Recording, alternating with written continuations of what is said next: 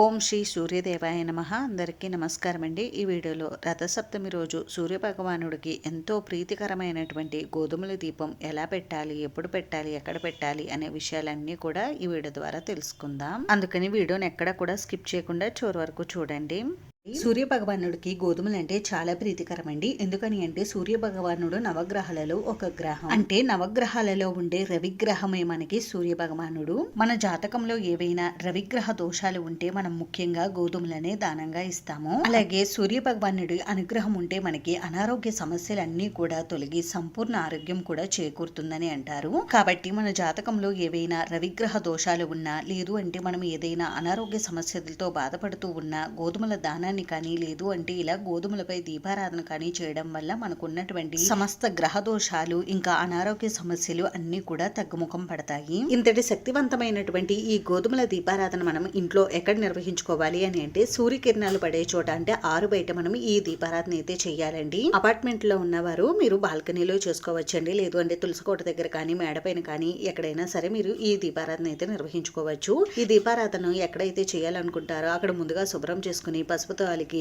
బియ్య పిండితో ముగ్గు పెట్టుకుని ఆ ముగ్గులోకి కొద్దిగా పసుపు కుంకుమలు ఉంచి ఆ తర్వాత మనం ఈ దీపారాధన అయితే చేసుకోవాలండి. ఈ దీపారాధన చేసుకోవడం కోసం ఒక రాగిది కానీ, ఇత్తడిది కానీ, వెండిది కానీ ప్లేట్ తీసుకోవాలి. 7 తెల్ల జిల్లేడు ఆకులు తీసుకుని వీటిని నీటితో శుభ్రం చేసుకుని వీటికి గంధం కుంకుమ బొట్లు పెట్టి ఈ ప్లేట్లు ఈ విధంగా అయితే అమర్చుకోవాలి. ఒకవేళ మీకు ఈ దీపారాధన కోసం తెల్ల జిల్లేడు ఆకులు దొరకకపోతే జిల్లేడు ఆకులనైనా తీసుకోవచ్చండి. తెల్ల జిల్లేడు ఆకులు తీసుకుంటే మంచిది.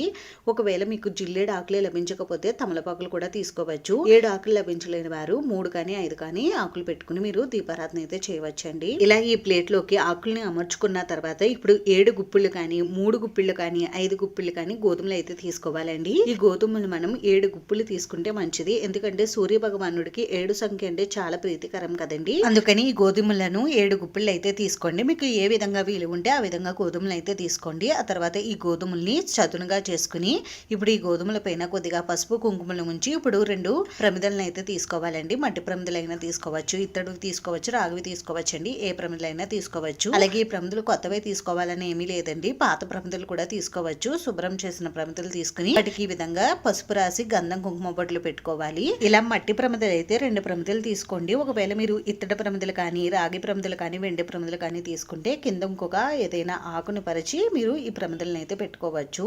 ఆ తర్వాత ఈ ప్రమిదల్లోకి నిండుగా ఆవు నెయ్యి కానీ, నువ్వుల నూనె కానీ పోసుకోవాలండి. దీపారాధన ఇప్పుడు కూడా మనం ఆవు నెయ్యితో చేస్తే చాలా మంచిదండి. ఆవు నెయ్యి లభించనప్పుడు మనం నువ్వుల నూనెతో అయితే చేసుకోవాలి. ఆ తర్వాత ఈ ప్రమిదల్లోకి 7 ఒత్తుల్ని ఒక ఒత్తులా చేసి మనం వేసుకోవాలండి. అయితే మనం ఇక్కడ 7 ఒత్తుల్ని ఒక ఒత్తులా చేసైనా వేసుకోవచ్చు, లేదు అంటే 2 ఒత్తుల్ని ఒక ఒత్తులా చేసుకుని ఇలా 7 ఒత్తులనైనా వేసుకోవచ్చండి.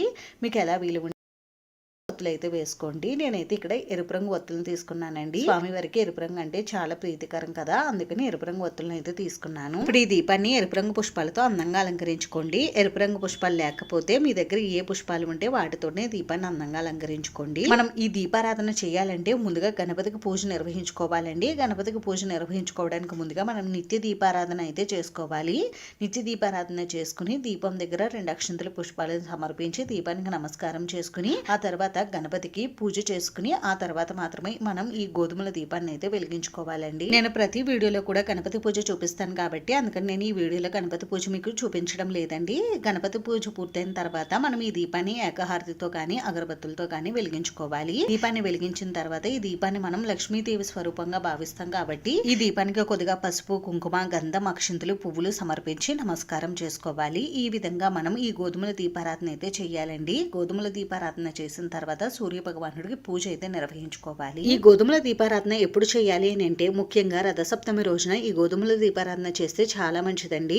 ఒకవేళ మీకు రథసప్తమి రోజు ఈ దీపారాధన చేయడం కుదరకపోతే మాఘమాసంలో వచ్చే ఆదివారాల్లో మీరు ఈ దీపారాధన చేయవచ్చు, లేదు అంటే మనకి మామూలు రోజుల్లో వచ్చే ఆదివారాల్లో కూడా మీరు ఈ దీపారాధన చేయవచ్చు. ఇంకా సప్తమి తిథి ఉన్న రోజున కూడా మనం ఈ దీపారాధన అయితే చేయవచ్చు. ఇంక ఈ దీపారాధన ఎవరైనా సరే చేయవచ్చండి. అంటే చిన్నవారు కానీ, పెద్దవారు కానీ, పెళ్లి అయిన వారు కానీ, పెళ్లి కాని వారు కానీ ఇలా ప్రతి ఒక్కరు కూడా ఈ దీపారాధన చేయవచ్చు. ఈ దీపారాధన చేయడానికి ఎటువంటి ఆచారం ఆనవాయితీతో పని లేదండి. ఎవరి ఆరోగ్యమైన ఒకటే కాబట్టి ఎవరు ఆరోగ్యం కావాలని గ్రహ దోషాలకు తొలగిపోవాలని కోరుకుంటారు. అటువంటి వారు ప్రతి ఒక్కరు కూడా ఈ దీపారాధన అయితే చేయవచ్చు. ఇంక ఈ దీపారాధన జరుగుతున్నంతసేపు కూడా మనం ఈ దీపారాధన దగ్గరే కూర్చుని ఆదిత్య హృదయం కానీ, సూర్యాష్టకం కానీ, లేదు అంటే సూర్య భగవానుడికి సంబంధించిన స్తోత్రాలు కానీ, శ్లోకాలు కానీ పఠిస్తూ ఉండాలి. మాకు స్వామివారి శ్లోకాలు కానీ, స్తోత్రాలు కానీ ఏవి కూడా చదవడం రాదండి అనేవారు ఓం శ్రీ సూర్యదేవాయ నమః అని అనుకుంటూ ఉండాలి. ఇంకా దీపారాధన కొండెక్కిన తర్వాత ఈ దీపాన్ని మనం కదిలించవచ్చండి. ఇంక ఈ దీపం కింద వేసినటువంటి గోధుమల్ని మనం పక్షులకు కానీ, ఆవుకు కానీ తినిపించవచ్చు. అలాగే ఈ దీపారాధన కోసం ఉపయోగించినటువంటి జిల్లేడు ఆకుల్ని మనం పారే వాటర్లో కానీ, ఎవరో తొక్కని చోట చెట్టు మొదట్లో కానీ వేసేవచ్చు. ఇంక ఈ ప్రమిదలను మనం శుభ్రం చేసుకుని మళ్ళీ నెక్స్ట్ పూజలకు అయితే వాడుకోవచ్చు.